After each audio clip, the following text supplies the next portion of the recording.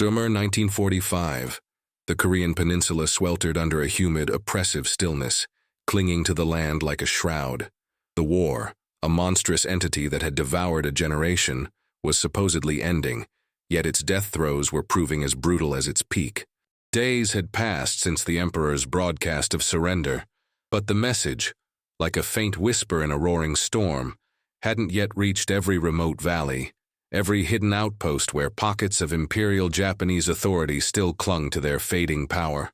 Here, beneath the unrelenting sun, the air occasionally shuddered with the distant, disorienting rumble of artillery, ghosts of a conflict that refused to die quietly, leaving behind only echoes of devastation and the ever-present, choking dust. Fine as flour, it coated everything.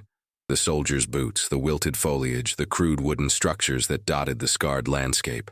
It muffled the weary footsteps of American GIs, men navigating a terrain that was both alien and tragically familiar in its war-torn countenance, their mission now shifting from conquest to cleanup, from fighting to discovery. Yet, what they were about to discover here in this quiet, unassuming valley would be far more harrowing than any lingering skirmish. The first thing that assaulted their senses was the smell. It wasn't the metallic tang of blood they'd grown accustomed to, nor the acrid bite of gunpowder. No, this was different. A cloying, sickly sweet mix of disinfectant struggling to overpower stale human sweat, desperation, and something indefinably metallic and rotten, lurking beneath the surface, a scent that clung to the air like a desperate plea.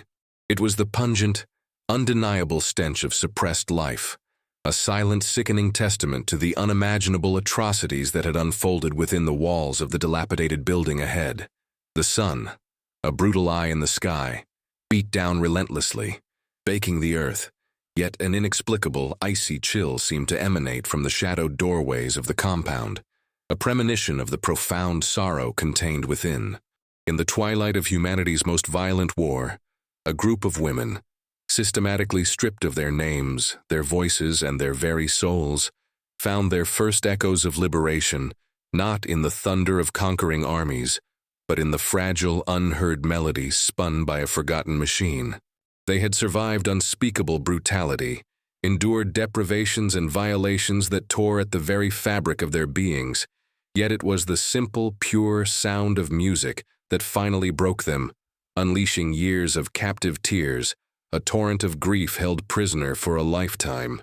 Imagine a silence so profound, so utterly dehumanizing, that it became another instrument of torture, a silence woven from fear, resignation, and the systematic suppression of every human sound. Now consider the single, most unexpected sound that could shatter that silence, and in doing so, unlock a torrent of emotion held prisoner for a lifetime. What do you think that sound would be for souls starved of solace, for hearts that had forgotten the very rhythm of joy? Share your thoughts on what comfort truly means after such profound loss, after such systematic negation of self. Sergeant Kenji Tanaka, a mid-level officer in the Imperial Japanese Army, surveyed the compound of Recreation Unit 34 with his usual detached scrutiny. This was no pleasure palace, but a functioning military asset, a euphemism for a comfort station tucked away in a remote, forgotten valley. Tanaka was not a sadist in the theatrical sense, not given to outbursts of rage or overt cruelty. Instead, he was a man meticulously molded by the rigid Bushido code, his every action, every thought, shaped by imperial propaganda.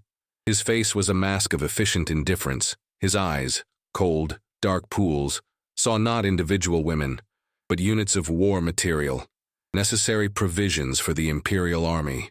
To him, these women were essential for maintaining troop morale, for preventing the moral decay among soldiers that could undermine the war effort.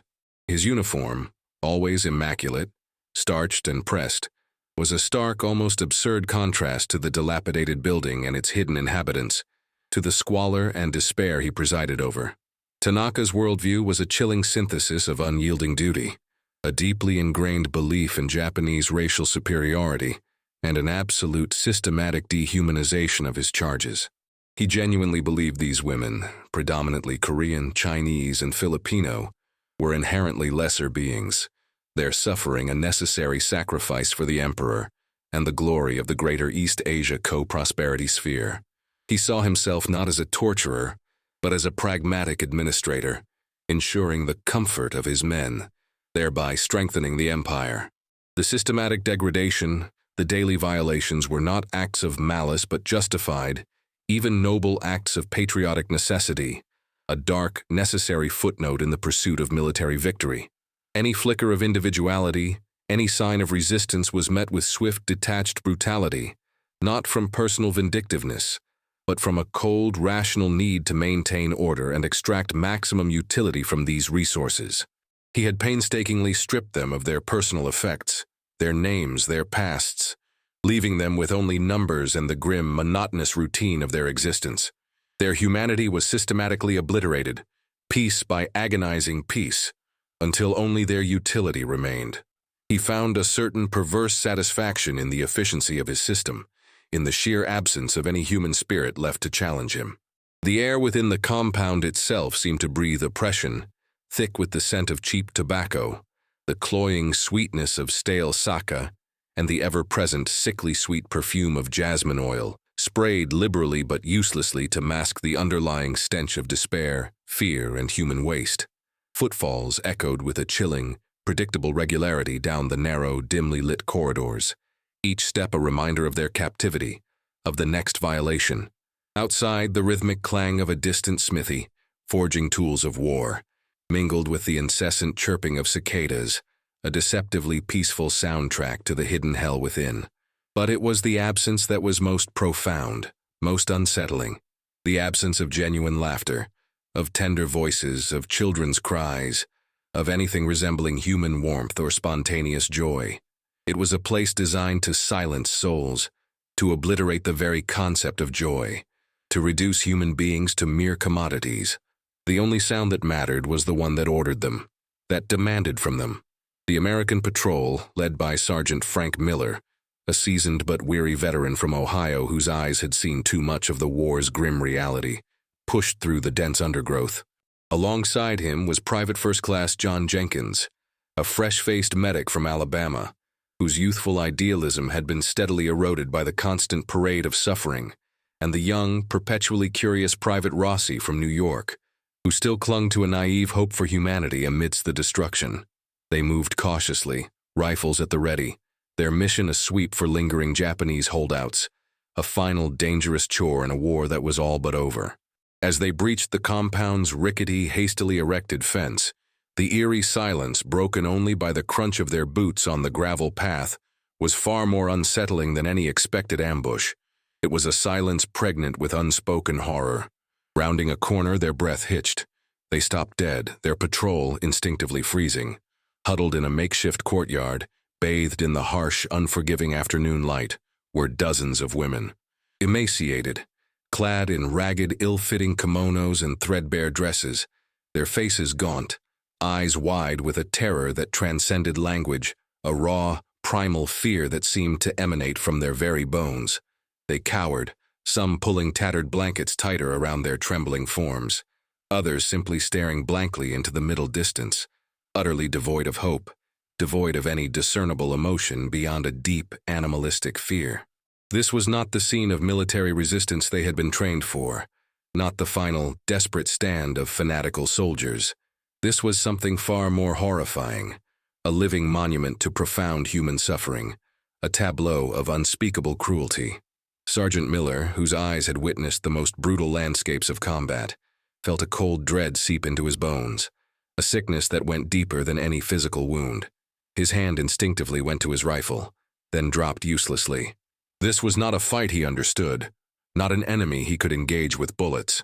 Jenkins, the medic, gasped, his face paling to an ashen gray as the grim reality of the comfort station hit him with the force of a physical blow.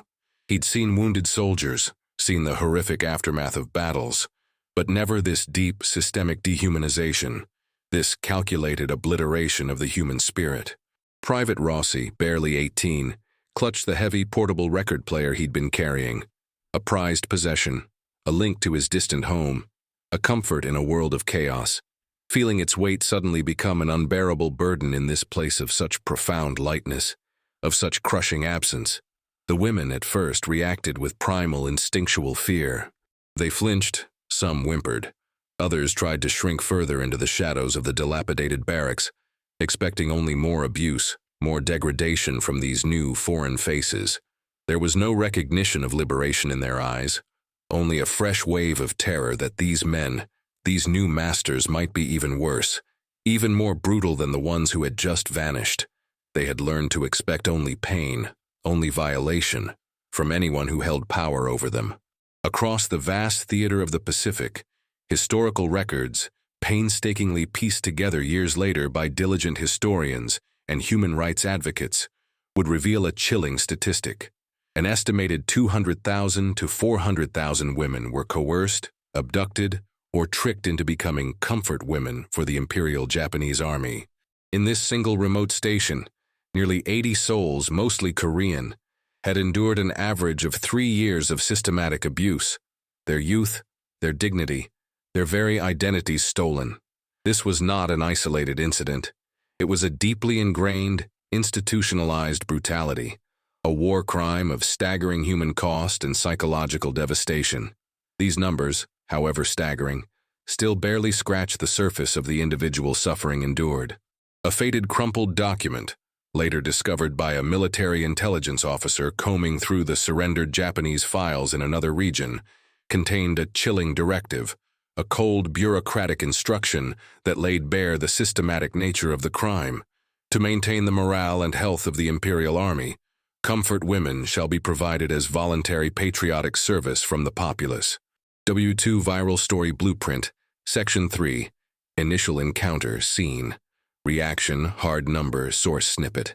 This cold, bureaucratic language, devoid of any human empathy, stood in stark, horrifying contrast to the living, breathing agony before the American soldiers. It revealed a system built on euphemism and forced compliance, a betrayal of humanity on a scale that beggared belief. As Private Jenkins, trying to appear non-threatening, moved cautiously through the courtyard, his medical bag still slung over his shoulder, he tried to assess the women for immediate injuries or threats, his eyes scanning for any sign of aggression. His gaze caught on a barely visible sketch, crudely scratched into the mud-caked wall of one of the communal sleeping rooms. It was a child's crude drawing of a flower, perhaps a peony, its petals faded and obscured by layers of grime, but still discernible in its simple, defiant beauty. It was a fragile, heartbreaking assertion of life, a desperate clinging to something pure in a place where all beauty, all innocence had been systematically crushed. This small, heartbreaking detail, a whisper of lost childhood, cut through the medic's professional detachment, reminding him, with a sudden, painful clarity, that these were not just victims, not just a demographic of suffering, but individual human beings with lost childhoods, forgotten dreams and stolen futures. The image of that flower, an impossible bloom in a field of desolation, seared itself into his memory. The medical survey conducted by Jenkins, rudimentary as it was, hampered by language barriers and the women's deep-seated fear, painted a grim and immediate picture. Over 70% of the women showed signs of severe malnutrition, their bodies skeletal, their skin stretched tight over bone. Chronic infections from untreated wounds and unsanitary conditions were rampant. But perhaps most chilling were the pervasive signs of deep psychological trauma, etched into their vacant eyes and withdrawn postures. The average weight loss among them was estimated at a staggering 25–30% of their pre-captivity body weight, a testament to their physical ordeal. Many bore visible scars, both old and new, brutal testaments to the routine brutality, the daily violations that had been their existence. For these women, simply surviving, clinging to the thinnest thread of life day after day, was itself a statistic of unimaginable resilience, a testament to a spirit that refused, against all odds, to completely extinguish. Tucked away in a loose floorboard in one of the cramped sleeping quarters, a small lacquered hairpin, seemingly insignificant, was discovered by Rossi as he tried to avoid making eye contact with the women. It wasn't a military document, nor a hidden weapon, but a personal scrap, a relic from a life stolen. Perhaps it belonged to one of the younger women, young me, who watched its discovery with a flicker of something almost like hope in her eyes. a spark quickly suppressed, replaced by a renewed fear that even this small token of her past might be taken, might be destroyed. This tiny, fragile token spoke volumes of a person, a history, a family that once was, a life that had been brutally interrupted. It was a whisper of a girl who once pinned her hair with care, who once had a future. Jenkins, seeing the raw, untamed fear in young Me's eyes, and haunted by the simple flower drawing, knew he had to try something, anything, to break through. He slowly extended his hand, holding out a single crushed chocolate bar from his ration pack, a small, imperfect offering.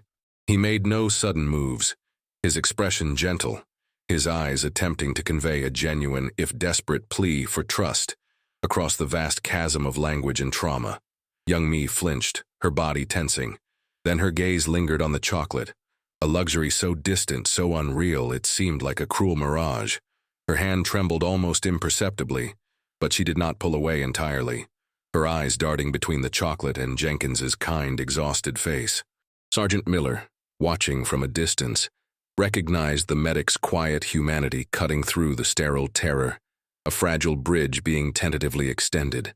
It was a small gesture, almost insignificant in the face of such overwhelming suffering, but it was a start, a minute crack in the wall of despair. Overwhelmed by the palpable despair that permeated every molecule of the air, and the agonizing inability to communicate beyond gestures and desperate glances, Private Rossi felt a profound sense of helplessness. He looked down at the heavy, portable Columbia Graphenola he'd lugged halfway across the Pacific, an antique behemoth of wood and metal. It was a comfort from home, a treasured possession, a tangible link to a world of normalcy and innocent pleasures he increasingly doubted still existed. On a sudden, desperate impulse, a longing to bring even a whisper of peace to this harrowing place, he carefully unlatched its wooden case, the latches clicking loudly in the suffocating silence, revealing the gleaming turntable and the stack of 78 RPM records tucked neatly inside.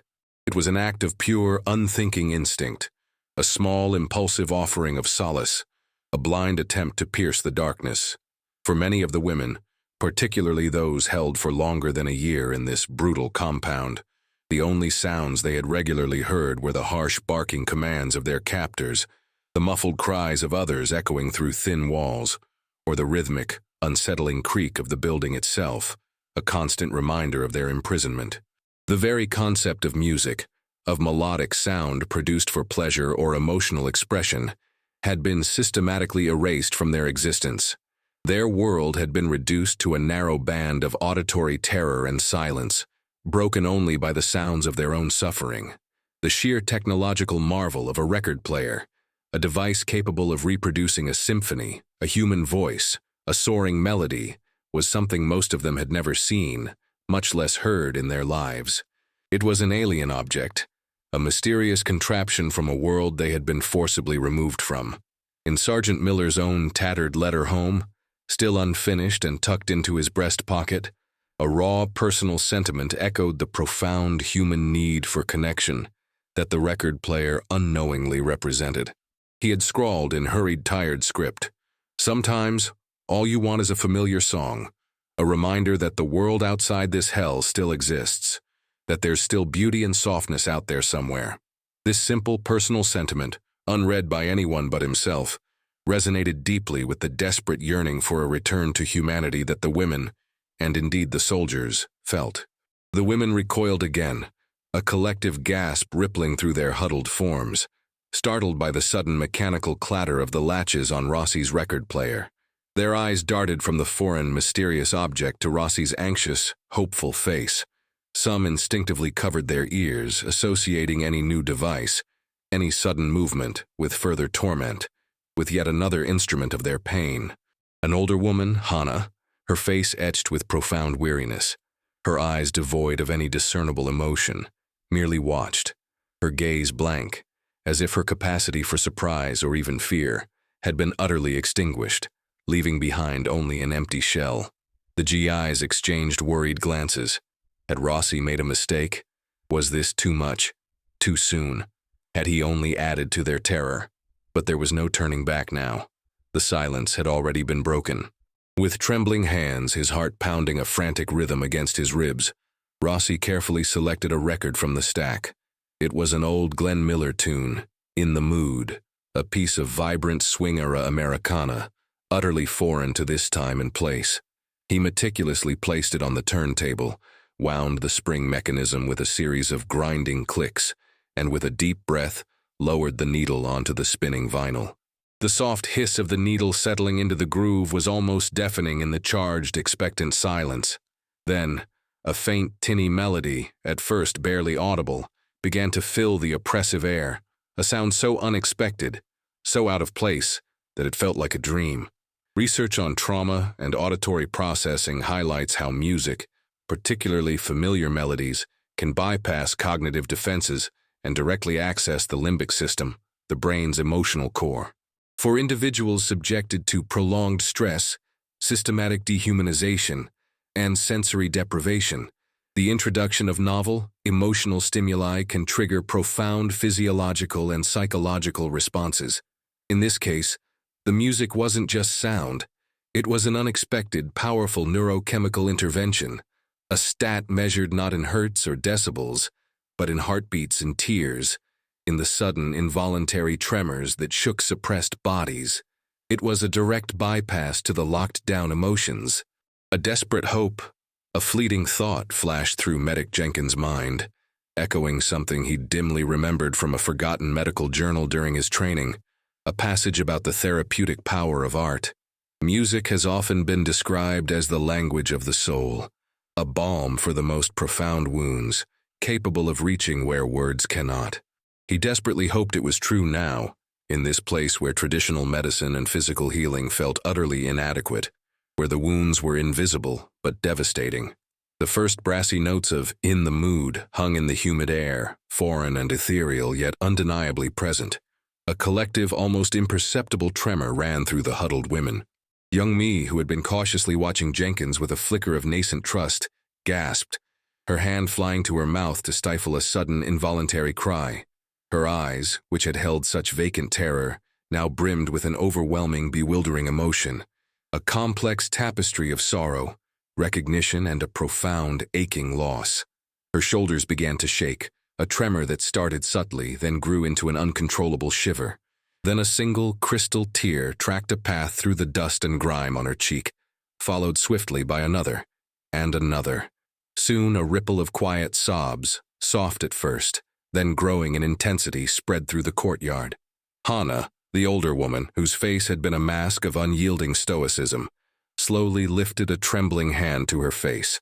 A barely audible guttural whimper escaped her lips, and her own eyes, clouded by years of unshed tears, finally began to spill over, releasing a flood of emotion long held captive. It wasn't the joyous sound of liberation, not yet, but the raw, aching release of long-imprisoned grief, a lament for all that was lost, for all the years stolen, finally given voice by a simple, forgotten melody. It was a profound, collective exhale of agony. The American soldiers, initially driven by a mission of military conquest and physical liberation, had entered the comfort station expecting to find lingering resistance, or, at best, grateful but silent victims. Their fundamental assumption was that victory was defined by territory gained, enemies defeated, and bodies freed from physical chains. The profound midpoint twist, the shattering realization that upended their entire understanding of their mission, was that true liberation, for these women, began not with the roar of a tank, the bark of a command, or the firing of a liberating shot, but with the fragile human sound of music. It wasn't about the physical act of unlocking doors or severing restraints, but about unlocking the deepest, most guarded chambers of the human spirit, chambers they hadn't even known existed. This moment fundamentally flipped their understanding of their own purpose. They weren't just soldiers, conquerors, or even rescuers in the traditional sense. They were accidental healers, conduits for a form of rescue far more profound, intimate, and deeply personal than any battle plan could account for. The record player, that incongruous, insignificant piece of personal baggage, a mere curiosity from home, became the most powerful weapon against the psychological tyranny these women had endured. The twist was in the unexpected and overwhelming power of pure, unadulterated humanity, expressed through art, through a simple melody, to cut through years of systematic dehumanization, offering a path, however faint, however painful, back to selfhood. The silence that fell after the initial cascade of tears, after the storm of grief had begun to subside, was different. It was no longer the oppressive, suffocating silence of fear and despair, but a stunned, reverent quiet filled with the echoes of shared emotion. The soldiers, standing awkwardly, their rifles now feeling heavy and irrelevant, no longer felt like conquerors, but rather humbled witnesses to a sacred, deeply personal resurrection. Their military objectives, their strategic missions, suddenly seemed small and distant, almost meaningless, compared to the raw human magnitude of the drama unfolding before them. This was a liberation of the soul, not just of the body. The women's tears were not simply a display of sorrow. They represented a profound psychological phenomenon, the cathartic release of years of compounded trauma. Psychologically, prolonged abuse, especially that which involves systematic dehumanization, forces victims into a state of emotional numbing, a survival mechanism where feelings are suppressed, where the self is walled off, to endure the unbearable. This numbing is a shield, but also a prison. The familiar rhythmic melody of the Glenn Miller song, despite being foreign in its origin, bypassed these conscious defenses and directly accessed the limbic system, the brain's emotional core, the ancient seat of feeling. It served as a pattern interrupt, a jarring but ultimately liberating force, fracturing the internal walls built to contain the agony. The music, a potent symbol of freedom, joy, and a world beyond their torment, became a conduit for dormant memories, memories of home, of family, of a time before their capture, before their identities were stolen. These weren't just tears of sadness, though that was undoubtedly a component. They were tears of recognition, of mourning for lost innocence, and most importantly, of a profound reawakening of their suppressed humanity. Each sob was a physical expulsion of the poison they had carried, a painful but liberating surrender, a step away from the emotional prison they had built. It was a testament to the fact that even the deepest, most insidious wounds could be acknowledged, could begin to be addressed even if not immediately healed. The sheer vulnerability of that moment was an act of profound courage. The story of the comfort women stands as one of the most egregious, yet often suppressed, ethical failures of wartime conduct in the 20th century. The systematic nature of their exploitation, the military's direct involvement in their procurement, management, and subsequent cover-up, and the decades of denial and evasion by the Japanese government, highlight a catastrophic breach of international human rights and moral responsibility. This incident, centered around a simple record player, illuminates the profound ethical responsibility of nations in conflict, not just to avoid direct atrocities, but to actively protect the vulnerable, to uphold basic human dignity, even amidst the chaos of war. The lack of accountability, the ongoing suffering of survivors who live to tell their tales, and the generational trauma inflicted upon countless families underscore the enduring ethical dilemma and the urgent need for justice, for truth, and for comprehensive historical recognition. The soldiers, in their inadvertent act of kindness, stumbled upon a moral landscape far more complex and devastating than any battlefield, exposing a gaping wound in the fabric of global ethics that, tragically, continues to fester to this day, demanding acknowledgement and redress.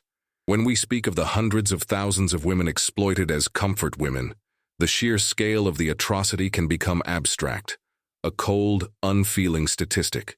But in that moment, in that humid courtyard, the individual tears shed by young me, by Hannah, and by countless others transformed the cold, dehumanizing statistic into a searingly human reality, into individual, palpable agony.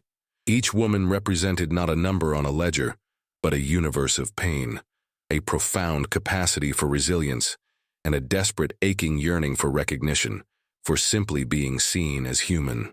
The record player, an unassuming device of leisure, became a profound instrument of witness, a vessel for revelation.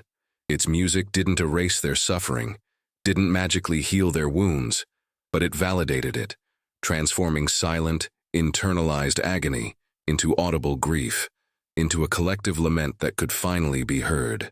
The outcome wasn't a sudden cure or an immediate end to their pain, but the crucial first step in an agonizingly long journey, the reestablishment of individual emotional agency, allowing them to feel, to weep, and thus to begin the arduous, almost insurmountable process of reclaiming their shattered identities, their stolen selves.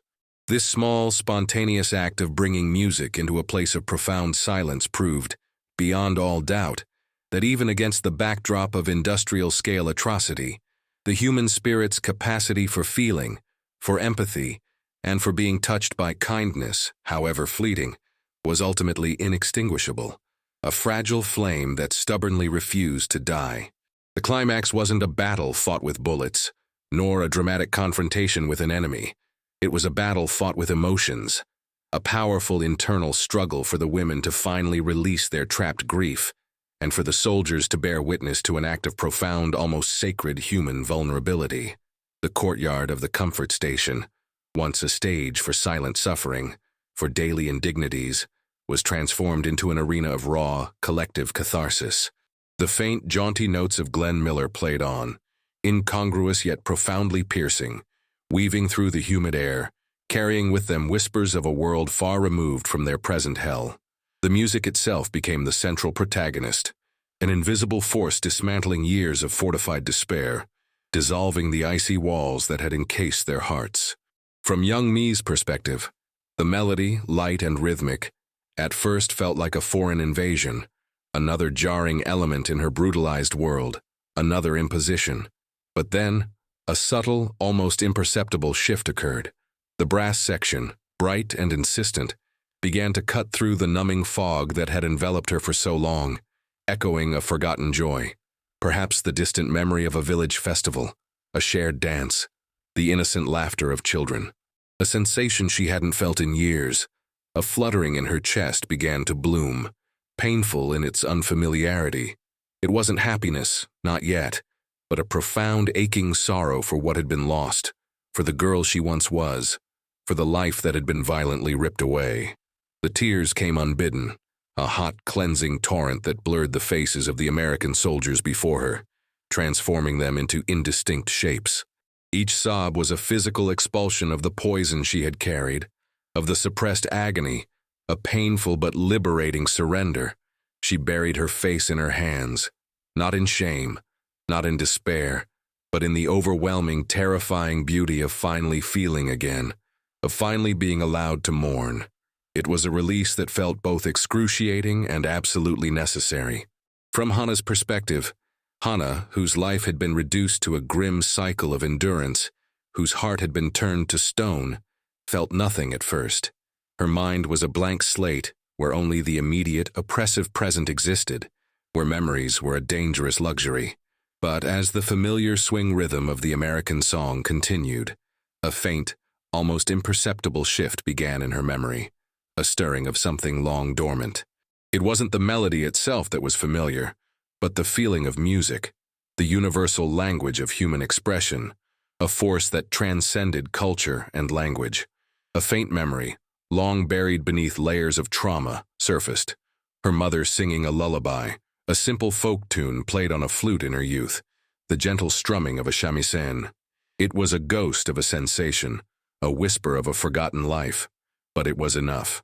Her stoicism, forged in the fires of endless abuse, began to crack. Slowly, painfully, a single tear, large and deliberate, formed in the corner of her eye, tracing a path through the grime and dust on her cheek. It was a tear for all the years she hadn't cried, for all the joy she hadn't felt, for the woman she had once been and the future that had been stolen. Her hand, gnarled and scarred by years of hard labor and abuse, slowly lifted, not to wipe the tear, but to simply touch her own face, as if confirming that her feelings, and thus herself, her very existence, still persisted. From Sergeant Miller's perspective, Sergeant Miller stood transfixed, his rifle slung low, a useless burden in this moment. He'd seen men die bravely, seen cities burn to ashes, seen horrors that would haunt his dreams for the rest of his life. But nothing, absolutely nothing, had prepared him for this. The sight of these women, broken and silent mere moments ago, now weeping in a chorus of profound sorrow and release, stripped him of all his hardened soldier's composure. His initial discomfort, his unease at stumbling upon this hidden horror, morphed into a deep, humbling empathy, a profound sense of shared humanity. He saw not just victims, not just statistics, but the raw, vulnerable core of human resilience, the unwavering spirit that defied all attempts to extinguish it. This wasn't the enemy, and this wasn't a fight he could win with bullets. This was something sacred, a testament to the enduring power of the human spirit, even when systematically brutalized. He felt a lump in his throat, a tightness in his chest, a wave of profound sorrow and respect washing over him. The true victory, he realized with a sudden, searing clarity, wasn't taking ground, wasn't conquering a territory, but giving back the right to feel, the right to mourn, the right to simply exist. From Private Rossi's perspective, Private Rossi, hands still hovering over the record player, his fingers still stained with the dust of the compound, felt a tremor run through him, a jolt that went deeper than any shell shock. He had only intended to offer a small comfort, a fleeting moment of normalcy, a distraction from the horrors. But the magnitude of the women's response, the collective heartbreaking wave of tears and sobs that surged through the courtyard, overwhelmed him, leaving him breathless. His simple act, his impulsive offering, had unleashed an emotional storm he couldn't have comprehended, a tempest of long-suppressed grief. He watched young Mi, her shoulders shaking with violent sobs, and Hana, her stoic face finally cracking open, and understood that this tiny machine, this simple song, had become a key to a prison he hadn't even known existed, a prison of the soul. A profound sense of responsibility settled over him, mixed with an aching tenderness, a recognition of the immense power of a seemingly insignificant gesture. His own eyes welled up, not with sorrow for himself, but with a shared grief for these women, and a quiet awe at the unbelievable, transformative power of a single kind act, a tiny ripple that had created a tsunami of emotion. As the final lingering notes of "In the Mood" faded into the heavy, humid air, a new kind of silence descended upon the courtyard. It was no longer the oppressive, suffocating quiet of fear, the silence of suppressed agony, but a profound, almost sacred stillness, filled now with the echoes of shared grief and a fragile, nascent hope. The women, exhausted by their emotional release, by the sheer effort of finally feeling, slowly began to stir, their bodies aching but their spirits perhaps a fraction lighter. Some looked at the ground, unable to meet gazes. Others tentatively, hesitantly met the gazes of their fellow survivors, a silent, shared understanding passing between them. A few, like young Mi, looked directly at the American soldiers, their eyes no longer filled with primal terror, but with a fragile, dawning curiosity, a flicker of something resembling trust, a tentative reaching out. Sergeant Miller, slowly regaining his composure, his own eyes still misted, gestured for Jenkins to begin medical assessments, but this time the approach was different, gentler, more respectful, infused with a newfound understanding. Rossi carefully resecured the record player, its purpose profoundly fulfilled, its magic temporarily spent. The first tentative offers of food and clean water were made, and this time, they were accepted not with suspicion or fear, but with a quiet, weary acceptance, a first step towards reclaiming basic human needs. The process of physical healing had begun, but the emotional healing, prompted by the music, had taken its crucial, foundational first step, a step that mattered more than any physical treatment. The story of the record player, of that particular moment of unexpected grace, became a quiet legend within the comfort station, whispered amongst the survivors. As the women were slowly repatriated or moved to transitional camps, facing the daunting challenge of returning to fractured families in a world that had moved on, the memory of that moment, of the music that had unlocked their tears, became a shared touchstone, a secret bond. It wasn't a magic cure, of course. The scars remained deep, indelible, and often invisible, but it was a symbol, a proof, that their humanity had not been entirely extinguished, that they were not merely the sum of their traumas, It gave them a language, a collective memory of release that transcended their individual pains. For many, it marked the precise moment when the long, arduous journey of reclaiming their identities, of piecing together the shattered fragments of their lives began. The melody, once foreign and jarring, became a whispered anthem of fragile hope, carried in their hearts as they faced the unimaginable challenge of re-entering a world that had, for too long, forgotten them, or preferred to simply look away. It was a lifeline in a vast, empty ocean. Decades later, the story of comfort women continues to resonate, a stark, painful reminder of the barbarity of war and the systematic exploitation of women in conflict zones globally. Survivors, now elderly, their bodies frail but their spirits unyielding, still fight tirelessly for recognition, for a formal, unambiguous apology, and for reparations from the Japanese government. The quiet weeping in that Korean courtyard in 1945 echoes powerfully in modern-day human rights movements, in the impassioned voices of activists, scholars, and historians who demand that these stories never be forgotten, that these women's suffering be acknowledged and honored. The record player, an artifact of simple pleasure from a bygone era, serves as a poignant, powerful metaphor, a small, unexpected act of humanity that illuminated an immense ongoing injustice, a beacon that revealed the darkness. It underscores the vital, irreplaceable role of art, empathy, and remembrance in confronting historical atrocities, in preventing future ones, and the enduring human need for dignity, for truth, for justice, even in the shadow of unspeakable cruelty. This specific incident, once a forgotten footnote in the vast annals of World War II, becomes a powerful testament to the incredible resilience of the human spirit and the unending struggle for truth and lasting justice for those whose voices were silenced. It is a story that, in its quiet power, demands to be heard, to be understood, and to be learned from. In the deepest chasms of human suffering, in the most desolate landscapes of despair, it is often the simplest act of forgotten kindness, a note of unexpected melody, a whispered gesture of empathy that resurrects the fractured fragments of a soul and reminds us that even in the darkest hours of war, humanity, however scarred, however bruised, can not only endure but can, against all odds, find a way to reclaim its essential light. In a world where conflicts continue to rage, where human dignity is often brutalized and trampled underfoot, where the vulnerable are routinely exploited, what forgotten sounds, what simple gestures, what moments of profound empathy can we, as individuals, as a global community, offer to those who have lost everything, to help them reclaim their stories, their shattered memories, and their essential selves? How can we ensure that the lessons of the past are truly learned, and that such systemic cruelties are never again allowed to fester in the shadows?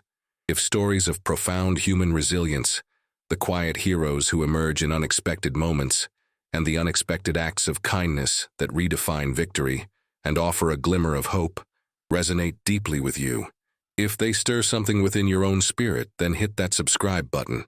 Join us as we continue to unearth the untold chapters of World War II, stories that not only challenge our perceptions of history and force us to confront uncomfortable truths, but also inspire us to reflect on the enduring power of empathy, the indomitable nature of the human spirit, and the critical importance of remembering.